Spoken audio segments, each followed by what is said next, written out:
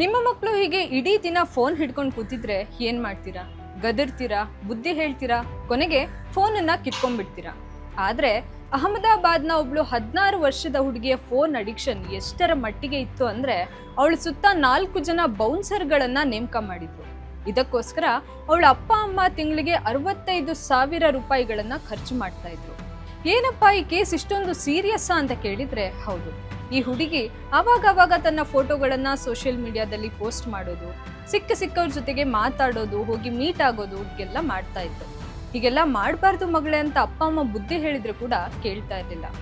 ರೋಸಿ ಹೋಗಿ ಫೋನನ್ನೇನಾದ್ರೂ ಕಿತ್ಕೊಂಡ್ರೋ ಮನೆಯಲ್ಲಿರೋ ಟಿವಿ ಲ್ಯಾಪ್ಟಾಪ್ಗಳನ್ನ ತಗೊಂಡು ಹೋಗಿ ಬಿಸಾಡ್ತಾ ಇದ್ರು. ಇದನ್ನ ಕಂಟ್ರೋಲ್ ಮಾಡೋದಕ್ಕೋಸ್ಕರ ಅವಳನ್ನ ಡಿ ಅಡಿಕ್ಷನ್ ಪ್ರೋಸೆಸ್ಗೆ ಒಳಪಡಿಸ್ತಾರೆ. ಆದರೆ ಇದು ತುಂಬಾ ಲಾಂಗ್ ಪ್ರೋಸೆಸ್ ಆಗಿರುವ ಕಾರಣ ಅಲ್ಲಿವರೆಗೆ ಅವಳ ಮೇಲೆ ಕಣ್ಣಿಡ್ಲಿಕ್ಕೆ ಅಂತ ಈ ಬೌನ್ಸರ್ಗಳನ್ನ ಈಗ ನೇಮಕ ಮಾಡಲಾಗಿದೆ. ನೋಡಿ ಈ ಫೋನ್ ದಾಸ್ಯ ಅನ್ನೋದು ಎಷ್ಟು ಸೀರಿಯಸ್ ಅಂತ. ಸೊ ಹುಷಾರಾಗಿ.